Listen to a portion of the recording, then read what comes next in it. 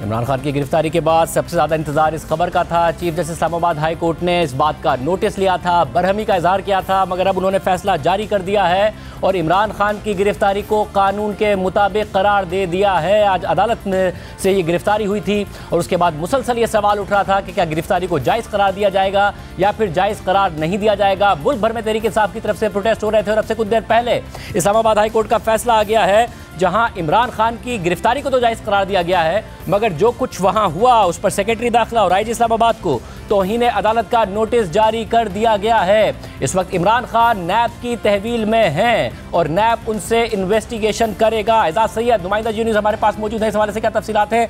एजाज बताइएगा, इमरान खान से ज़ाहिर नैब ने तहवील में लिया था, अब chief justice Islamabad high court का फैसला आ गया, उन्होंने इसको कानून के मुताबिक करार दे दिया उनकी गिरफ्तारी को। क्या हो रहा है गिरफ्तारी के बाद, नैब का क्या हिकमत अमली है? शाहजेब बहुत शुक्रिया। शाहजेब, नैब ने अपनी हिकमत अमली कमोबेश एक हफ्ता पहले से तैयार कर रखी थी।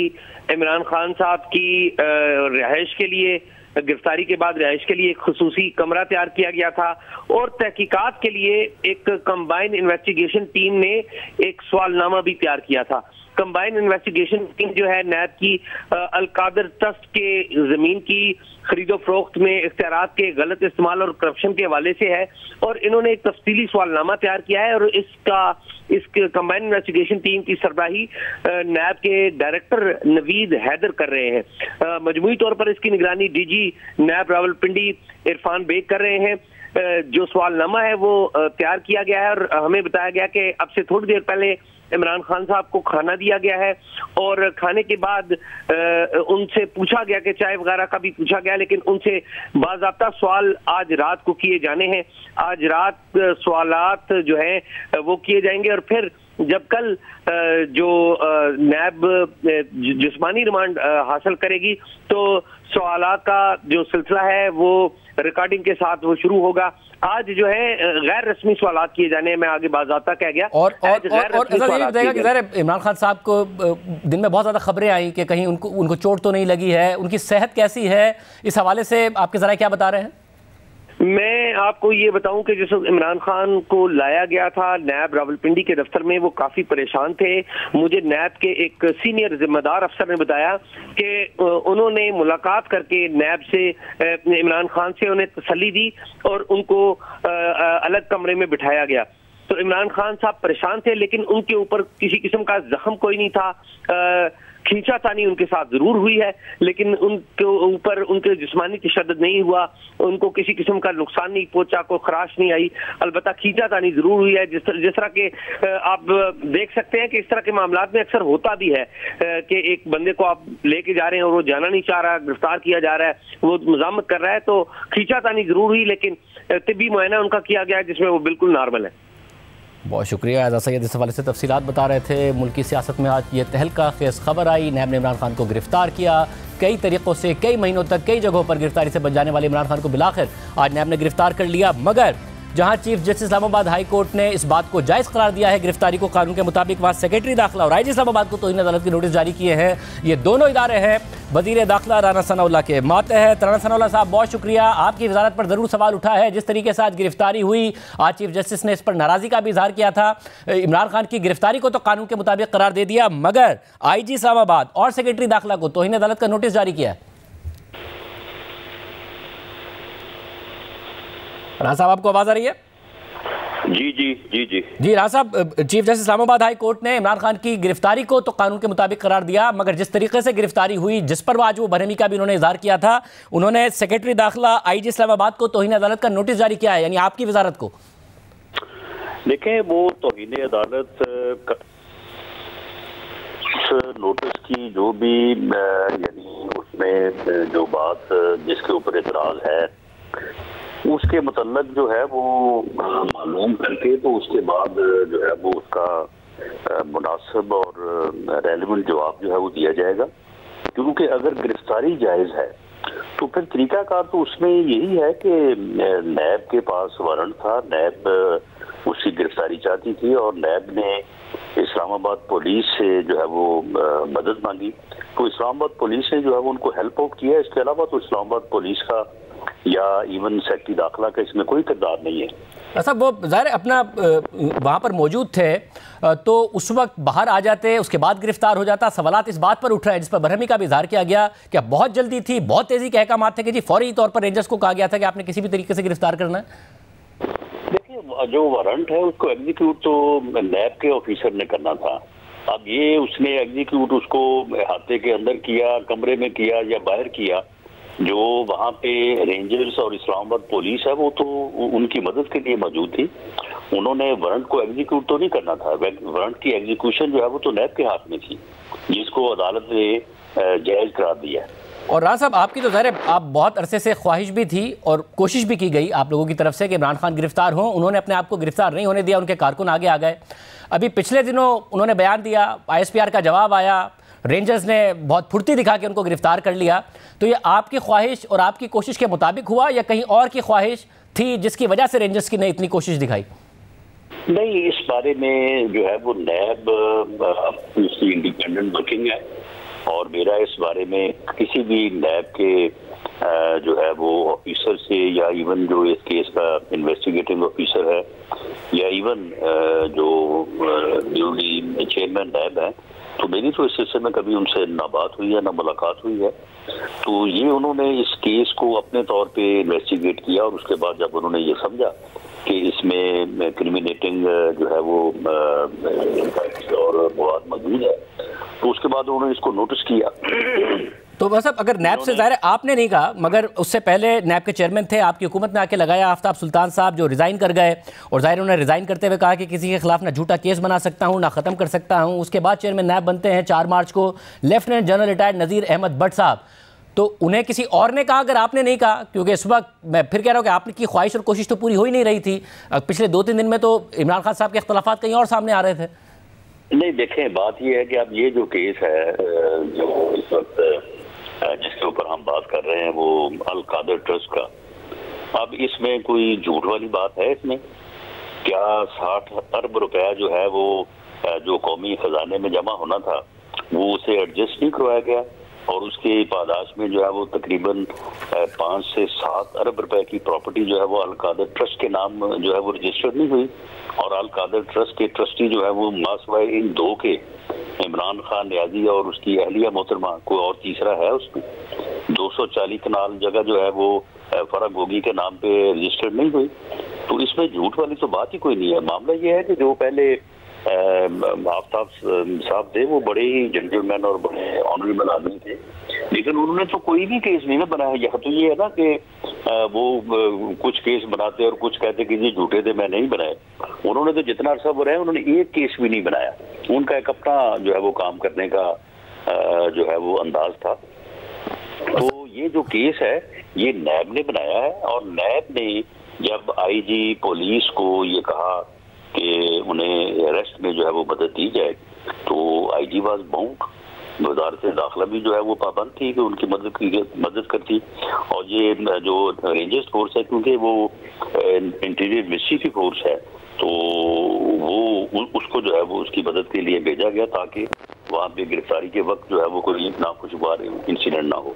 मतलब इमरान खान साहब ज़रा पिछले दिनों रियासती इदारों के हवाले से कुछ शख्सियात के हवाले से शदीद तनकीद कर रहे थे, उन पर इल्ज़ाम लगा रहे थे, ISPR का जवाब भी सामने आया। आज जब इमरान खान साहब गिरफ्तार होते हैं तो उनके जो कारकुन हैं या फिर सपोर्टर्स हैं उनकी तरफ से ये सवाल उठा कि जी जो रियासती इदारे हैं लाहौर में, पिंडी में, उनकी बिल्डिंग्स में घुसना, तोड़ फोड़ करना, यहाँ तक कि आग लगा देना, ये सारे के सारे काम हुए मगर तहरीक इंसाफ का मौक़िफ़ है कि यह साजिश के तहत किया जा रहा है ताकि हमारी जमात पर पाबंदी लगाई जाए। ऐसे शरपसंद अनासिर को भेजा गया है ताकि ये तासुर हो कि हमारी जमात ये करा रही है, हमारी जमात ये सब नहीं करा रही है।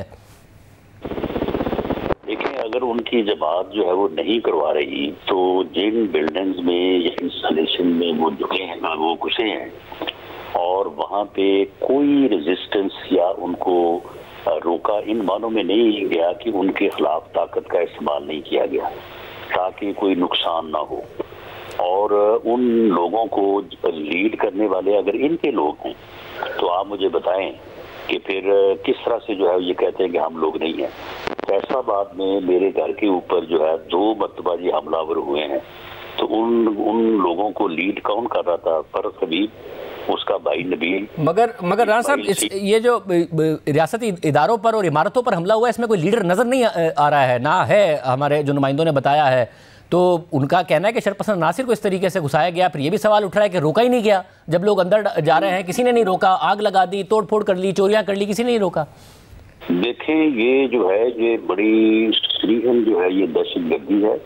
ये सारी जो है वो इनकी एविडेंस जो है वो मौजूद है, इनके चेहरे लीड करने वालों के, तकरीर करने वालों के, उनके अल्फाज जो है वो रिकॉर्ड हैं।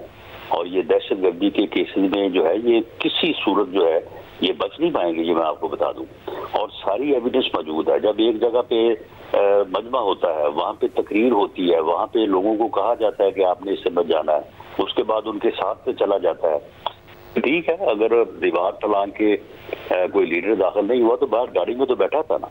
तो ये सारी चीजें जो है ये सारी एविडेंस। आप ये कह रहे हैं कि ये जितनी वायलेंस हुई है सरकारी इमारतों पर भी और रियासती इमारतों पर भी, यहाँ तक के घरों पर इसकी एविडेंस मौजूद है जो कनेक्ट करती है तहरीक इंसाफ के कारकुनों और रहनुमाओं को।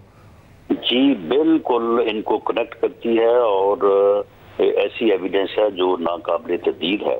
हाँ, ये एक पॉलिसी के तहत जो है इनके खिलाफ ताकत का ऐसा इस्तेमाल नहीं किया गया जिससे कोई जानी नुकसान होता, वरना जो है वो 200-250 बंदों को जो है वो एक बड़े सरकारी ऑफिसर के घर में दाखिल होने से रोकना कोई ऐसा कोई इतना मुश्किल भी नहीं है।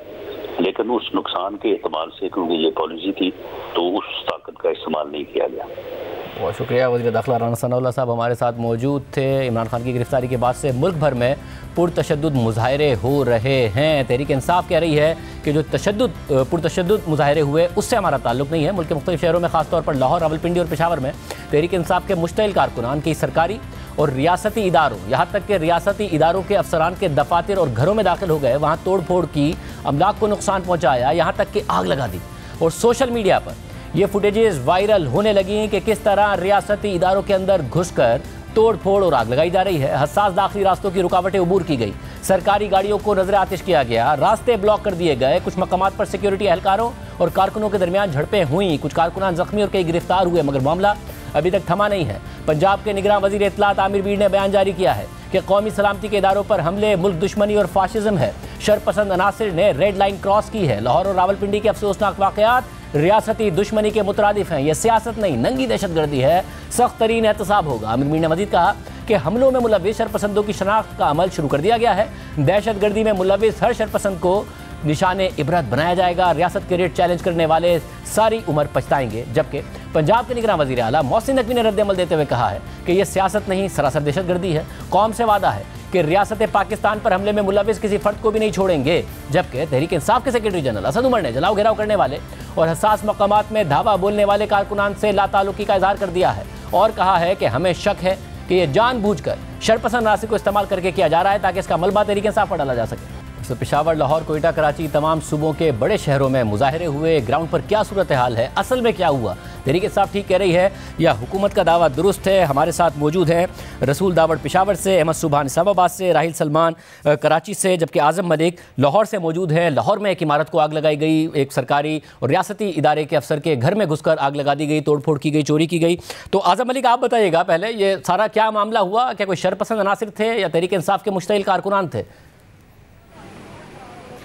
जी देखिए शाहज़ेब, बहुत शुक्रिया। जैसे अभी आप बता रहे थे और राना सनाउल्लाह भी बता रहे थे कि ये शरपसंद अनासर जो हैं ये कहाँ से आए, कौन लोग थे और किन्हों ने रियासती इदारों के ऊपर हमला किया, रियासती इदारों के सरबराहों के घरों के ऊपर हमला किया। शाहज़ेब, मैं आपको एक बात बताऊँ, जैसे इमरान खान की गिरफ्तारी की खबर फैली तो सबसे पहला रद्द-ए-अमल अजमान पार्क के ऊपर आया, जहाँ पर कारकुन जो पहले से मौजूद थे खेमे लगाकर वो बाहर आए, उन्होंने रोड को ब्लॉक किया, आने और जाने वाले रास्तों को बंद किया।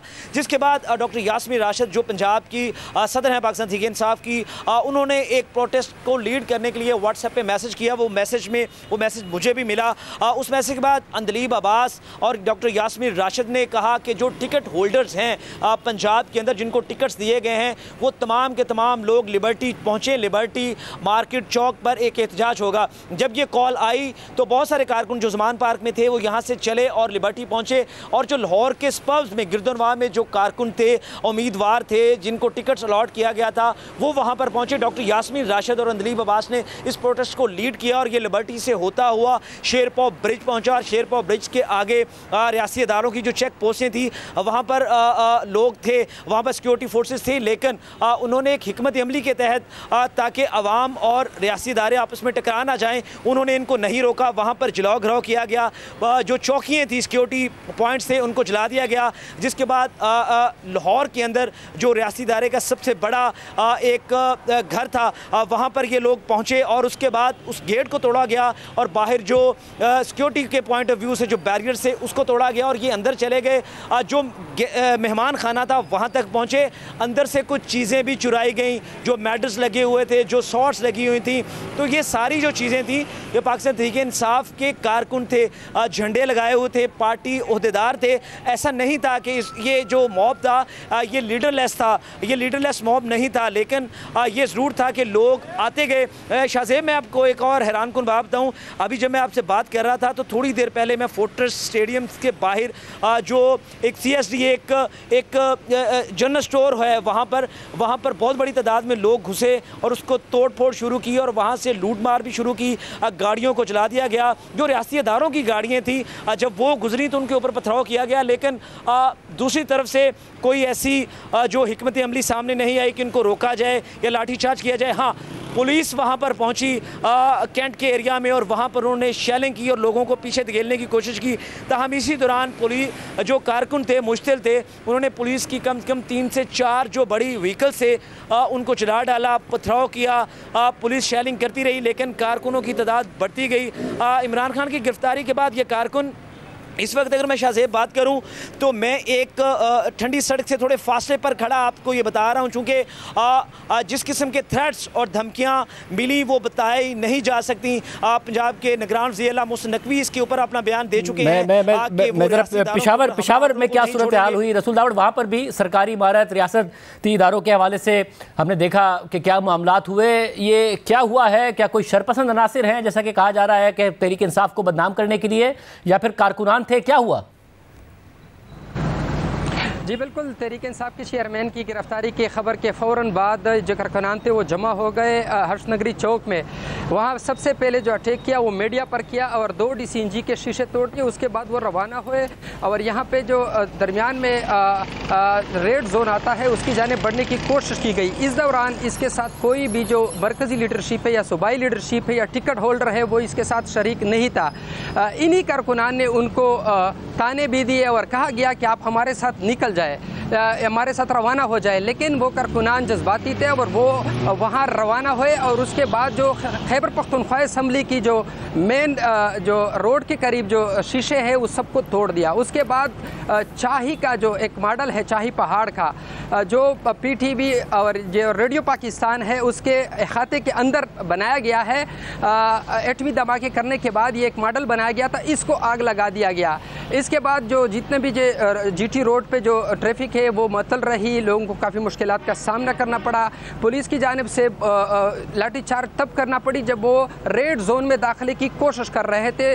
उसके बाद से यानी जो शेल थे वो फेंके गए और हवाई फायरिंग की गई। उसके बाद जो कारकुनान थे वो डिस्पर्स होना शुरू हो गए। लेकिन इस वक्त भी हम देख रहे हैं कि शहर के मुख्तलिफ जगहों पर, जगह जगह पे जहाँ पे सिक्योरिटी इदारे हैं या इस तरह के पुलिस के लोग हैं, उनको देखते ही उस पर पत्थर बरसा रहे हैं, हुलेले बना रखी है, तो उससे हमले कर रहे हैं। तो सूरत हाल इस तरह की बनी हुई है जब से इमरान खान की गिरफ्तारी हुई है कि पुलिस का ये कहना है कि वो सर्वेलेंस कर रहे हैं, CCTV कैमरे के जरिए और बाकी चीज़ों के जरिए से देख रहे हैं कि जो इन्वॉल्व है इन जो इन्वॉल्व है इसको देख रहे हैं, उस पर बाकायदा FIR दर्ज। कुछ गिरफ्तारियाँ हुई भी हैं। अहमद सुभान, आप बताइएगा, ज़ाहिर पिंडी में भी एक वाक़या हुआ, उसकी फुटेज भी आई है, किस तरीके से जो एहतजाज करने वाले थे वो घुस गए। अब तहरीक इंसाफ कह रही है हमारे कारकुनान वायलेंस में नहीं है इन्वॉल्व, कुछ गुस्सा होंगे मगर वायलेंस में नहीं है इन्वॉल्व, ये शरपसंद अनासिर ने जो किया है ताकि तहरीक इंसाफ के खिलाफ ये साजिश है, हुकूमत का अलग मौक़िफ़ है। आपने क्या देखा, आप बताइएगा। जी बिल्कुल शाहजेब साहब, रावलपिंडी और इस्लामाबाद दोनों ही शहरों में यहाँ पर जो है दिन भर से मुसलसल एहतजाज हो रहे हैं और इस वक्त भी रावलपिंडी इस्लामाबाद की जो तमाम तर जो कनेक्टिंग सड़कें, चाहे वो इन दोनों शहरों जिनको जुड़वा शहर कहा जाता है, इनके आपस में ट्रैवल करने के लिए हो, फैज़ाबाद से हो या जो श्रीनगर हाईवे से रास्ता है उसकी तरफ हो, या इन दोनों शहरों को मुल्क भर से कनेक्ट करने वाले रास्ते हों, वो तमाम तर दाखिली और खारजी रास्तों पर PTI के जो वर्कर्स हैं वो एहतजाज कर रहे हैं। और अब इस वक्त जहाँ पर मैं खड़ा हूँ ये G6 में नैब रावलपिंडी के ऑफिस के बिल्कुल बाहर, और इस वक्त भी आप मेरे अकब में देख सकते हैं कि जो इस्लामाबाद पुलिस और FC की नफरी है वो यहाँ पर बड़ी तादाद में तैनात की गई है, जिसमें न सिर्फ मेल एहलकार हैं बल्कि ख्वातीन एहलकारों को भी यहाँ पर तैनात किया गया, क्योंकि दिन भारी जब से इमरान खान साहब को अहाता अदालत से इस्लामाबाद हाई कोर्ट से गिरफ्तार किया रेंजर्स ने, उसके बाद यहाँ पर उनको मुंतकिल किया गया G6 में नैब रावलपिंडी के ऑफिस, जहाँ के मुकदमे में उनको गिरफ्तार किया गया था अलकादिर ट्रस्ट के। तो फिर उसके बाद से यहाँ पर PTI के जो वर्कर्स हैं वो दिन भारी यहाँ पर आते रहे। इस चौक पे जहाँ पर मैं मौजूद हूँ यहाँ पर भी हमने देखा कि यहाँ से भी कई कारकुनान जो है PTI के वो गिरफ्तार हुए, और इसी तरह फिर यहाँ पर पथराव भी इस्लामाबाद पुलिस के एहलकारों पे किया गया। ओवरऑल इस्लामाबाद शहर की सिर्फ अगर बात करूँ तो यहाँ पर 5 के करीब जो है पुलिस एहलकार हैं वो मुख्तलिफ जगहों पे PTI के वर्कर्स के साथ टकराव में जो है वो जख्मी हुए और उनके सर फटे हैं, जिसके बाद उनको अस्पताल मुंतकिल किया गया। 43 के करीब जो PTI के वर्कर्स हैं उनको अरेस्ट किया गया। और आप इस वक्त आपके साथ लाइव में होते हुए यहाँ पर भी मुझे इन्फॉर्म किया गया ज़राए की जानिब से कि इस्लामाबाद पुलिस आप इमरान खान की इमा पर, क्योंकि ये तमाम तरह एहतजाज किए गए, तो आप जो इस्लामाबाद की लोकल क़यादत है और इमरान खान इटसेल्फ के खिलाफ 3 मुकदमात का इब्तदाई तौर पर इंदराज किया जा रहा है, जिसमें एक थाना आपारा जिसकी हदूद में इस वक्त मैं यहाँ पर मौजूद हूँ। चूँकि यहाँ पर एहतजाज किया गया दिन भर, जैसा मैंने आपको बताया, और यहाँ पर पथराव भी हुआ इस्लामाबाद पुलिस के एहलकारों पर।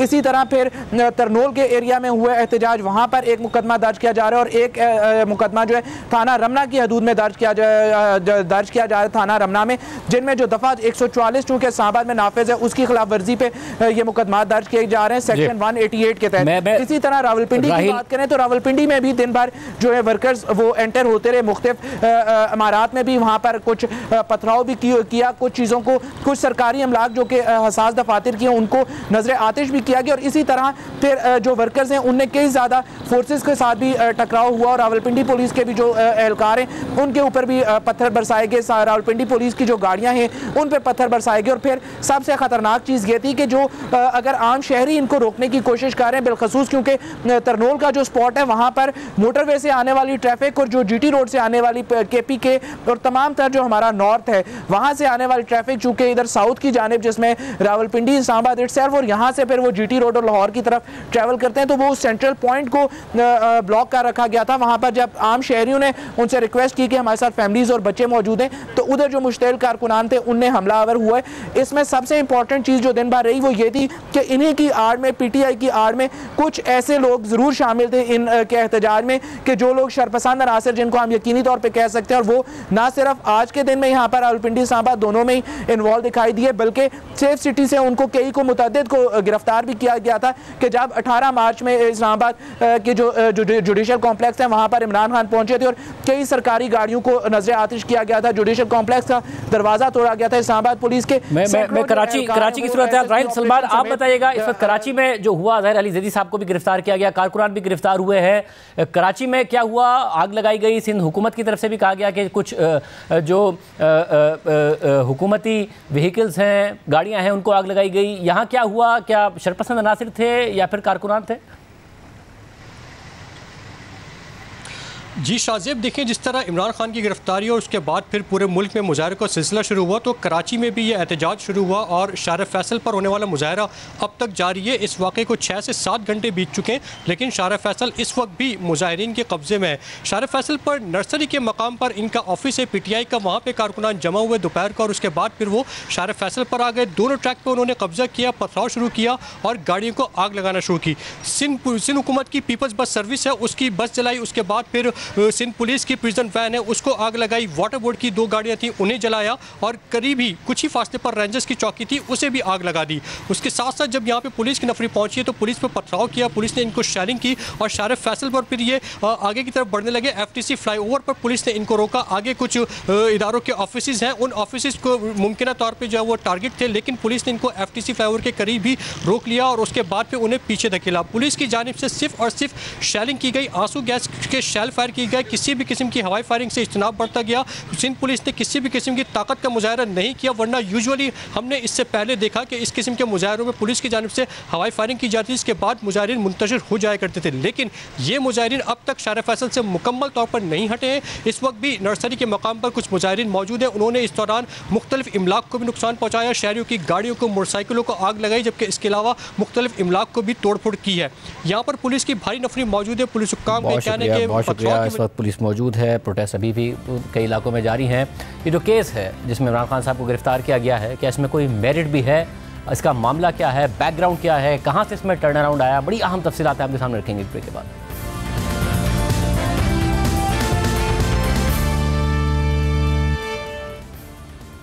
अलकादरी ट्रस्ट स्कैंडल में इमरान खान पर एक ऐसा इल्ज़ाम लगा हुआ है कि जो अकेले ही इतना बड़ा है कि आज से पहले पाकिस्तान के किसी भी वज़ीर आज़म या साबिक वज़ीर आज़म पर इतनी बड़ी माली बेज़ाब्तियों का इल्ज़ाम नहीं लगा है। इमरान खान पर इल्ज़ाम है कि उन्होंने अपनी हुकूमत में एक बड़े रियल एस्टेट टाइकून को 50 अरब रुपए का फ़ायदा पहुँचाया और बदले में ख़ुद भी फ़ायदा उठाया।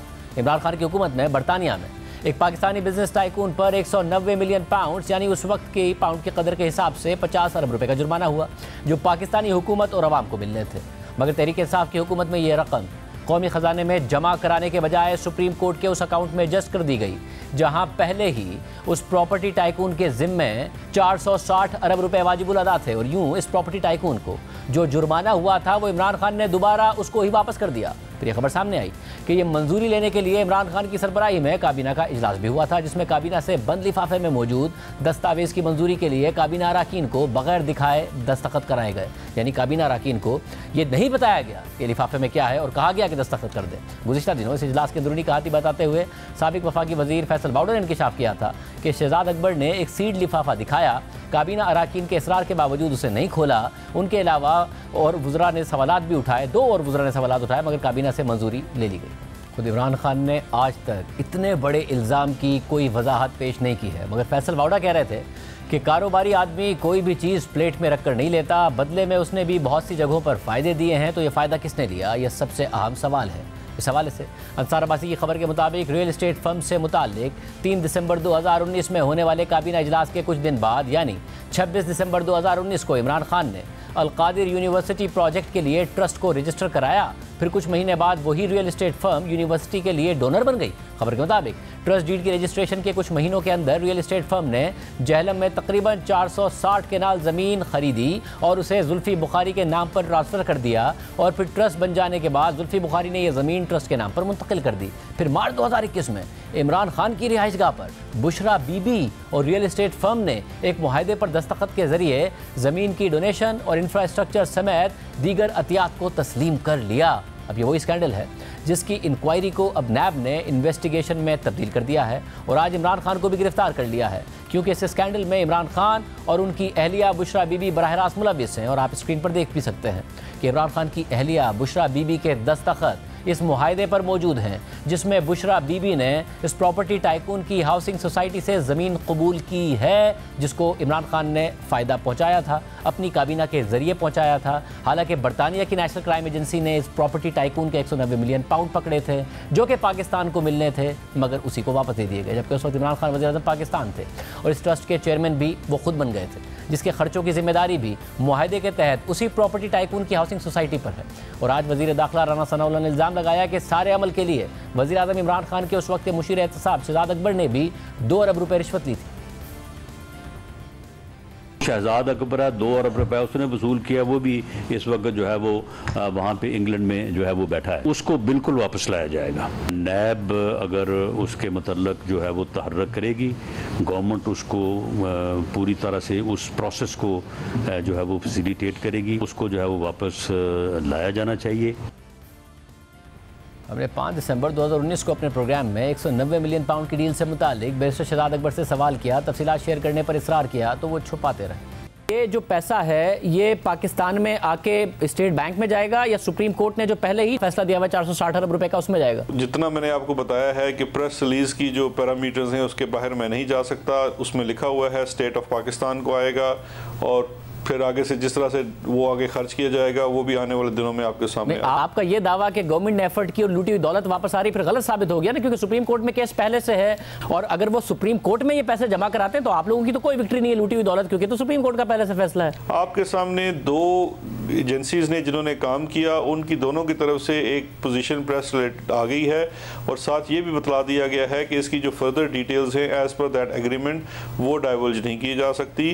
अब अगर आप कहते हैं कि नहीं ये नहीं है, हम नहीं मानते, तो ये आपका प्रोगेटिव है। वो ठीक है, ये कैसा पैसे पाकिस्तान में आ चुके हैं, ये एग्रीमेंट कैसे आप एनसीए से कर सकते हैं कि भाई हम पाकिस्तान के अवाम को ये भी नहीं बताएंगे कि ये पैसे स्टेट बैंक में जाएंगे, सुप्रीम कोर्ट के अकाउंट में जाएंगे, ये कैसे एग्रीमेंट आप कर सकते हैं अगर पाकिस्तान का पैसा है? आप अगर मुझसे बारहा एक सवाल पूछेंगे तो मैं एक रिस्पॉन्सिबल पोजीशन के तौर पर इमरान खान की हुकूमत में हो रहा था, जो एहतसाब का नारा लगाकर आई थी, दूसरों पर करप्शन का इल्ज़ाम लगाती थी, वो ये बताने को तैयार नहीं थी कि बरतानिया से एक प्रॉपर्टी टाइकून के जो 190 मिलियन पाउंड पकड़े गए हैं वो किस एग्रीमेंट के तहत उसी को वापस कर दिए गए हैं। हमने आज भी शहजाद अकबर को प्रोग्राम में शिरकत की दावत दी मगर उन्होंने कोई जवाब ही नहीं दिया। ब्रेक शामिल करते हैं कि इससे कितना खतरनाक हो सकता है, मज़ीद बात करेंगे ब्रेक के बाद।